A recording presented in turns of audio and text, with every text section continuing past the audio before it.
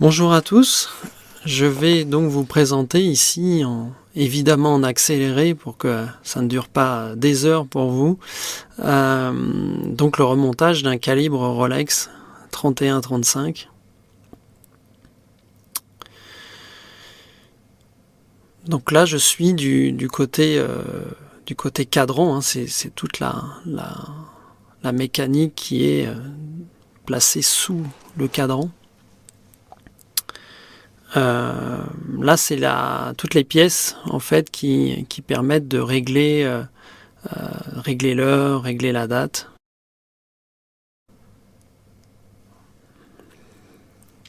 Donc j'ai installé là le pignon coulant qui se place sur la tirette, le sautoir de tirette, la bascule avec son ressort. Alors là, les deux petits engrenages, ce sont les pièces que l'on appelle les renvois, le premier et le deuxième renvoi. Ici, j'installe le sautoir de tirette. Alors le sautoir de tirette, c'est ce qui permet d'avoir l'écran quand vous tirez votre couronne pour régler l'heure ou la date. Quand vous tirez la couronne, il y a des crans. Et donc ce sautoir de tirette permet de laisser en place donc la position souhaitée. Alors là, je viens de huiler les rubis. Donc la goutte d'huile se met sur le contre-pivot. Là, j'ouvre les systèmes de suspension type Inca Block qui permettent d'éviter lors d'un choc de la casse, par exemple, de l'axe du balancier spirale. Donc là, je vais réinstaller dans le barillet le ressort de barillet. Alors, avant d'installer le ressort de barillet, je pose sur le pourtour de la graisse au graphite qui permettent d'éviter l'usure du barillet et qui favorise quand même la glisse du ressort pour éviter sa casse lors du remontage automatique.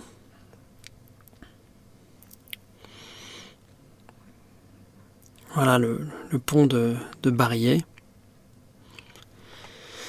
Donc chaque rubis est huilé avec des huiles spécifiques. Certaines sont donc chargées au carbone, d'autres, comme on l'a vu, au graphite dans le barillet. Sur un calibre Rolex, toutes les huiles sont des huiles synthétiques pour avoir une plus grande longévité dans le temps. Voilà, donc je viens d'installer le rochet au-dessus du barillet. Donc ça, c'est la petite pièce qui permet de faire un stop seconde quand vous tirez votre tige de remontoir. C'est une petite pièce qui va se poser sur le balancier et donc stopper la montre pour vous faire un calage de seconde. Donc là, je viens de remonter le pont de remontoir. Ici, nous voyons le mobile de centre et la pose du pont pour le maintenir en place. Et là, je fais une vérification donc de la roue moyenne, de la roue des secondes. Je vérifie en fait avec une binoculaire de laboratoire chaque dent pour vérifier qu'il n'y ait pas d'impureté. Donc c'est une binoculaire qui grossit entre 10 et 30 fois, ce qui me permet de voir très très loin dans les pièces pour voir le moindre petit détail.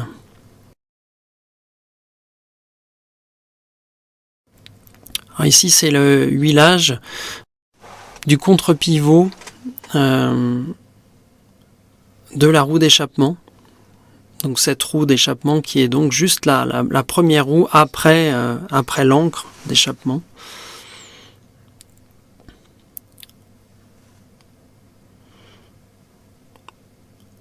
Voilà, donc là je viens d'installer le pont d'engrenage et je fais le huilage des rubis.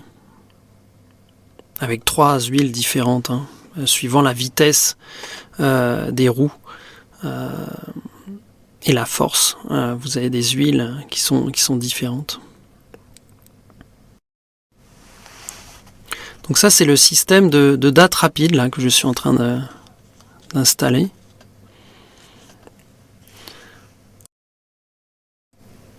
Là, c'est la chaussée.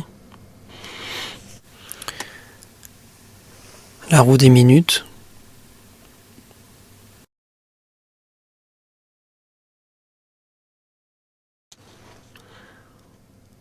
Voilà le pont qui permet de tenir les pièces en place et d'installer surtout le disque dateur.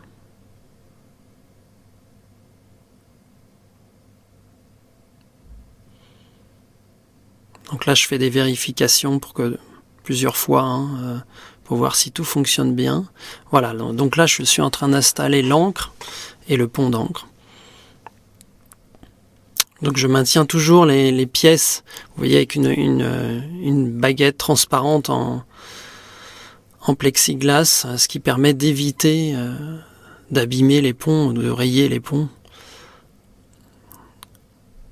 Voilà, donc le balancier, son pont de balancier. Alors ici, vous voyez les tournevis, j'utilise des tournevis dynanométriques qui permettent d'avoir le bon couple de serrage sur toutes les vis. Voilà, donc j'installe ici à nouveau, donc je viens d'installer, ça va vite, hein, le rubis sur le l'Inca block du balancier spirale. Et donc là, je suis en train de remonter la partie d'automatisme avec, ici, on voit bien les fameux inverseurs rouges typiques de chez Rolex.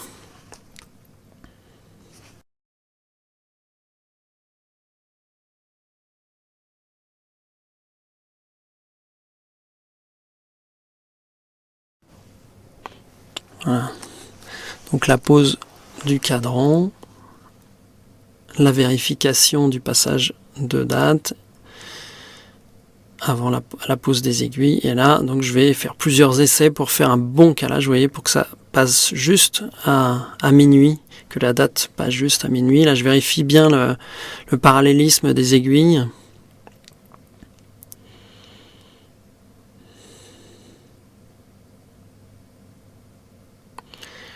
Alors ici, l'installation des vis qui permettent le serrage du calibre dans son boîtier.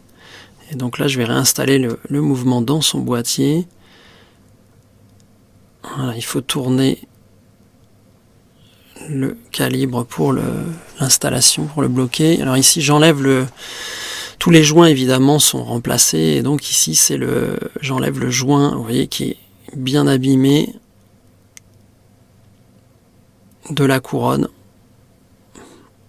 et le tube de couronne évidemment aussi. Donc les joints, voilà, sont graissés avec de la graisse au silicone pour les joints. Là c'est une graisse blanche au lithium pour la couronne.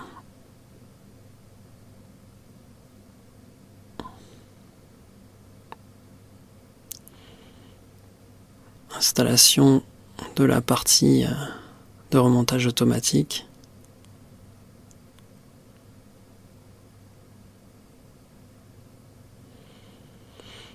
Les points d'huile.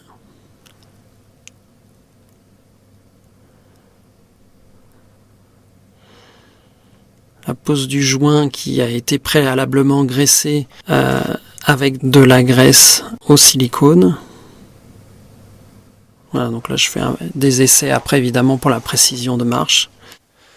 Ensuite il y a aussi le travail sur le boîtier, sur l'inox, enlever les marques, enlever les rayures importantes, tout en gardant le côté authentique de la montre. Je respecte le choix de mes clients sur le fait de ne pas refaire comme neuf les boîtiers, pour ne pas avoir un côté anachronique au final sur la montre. N'hésitez pas aussi à me retrouver sur les réseaux sociaux, Facebook Joël Siméon ou Les Montres 66 Siméon, ou mon site internet www.simeon.fr. À très bientôt.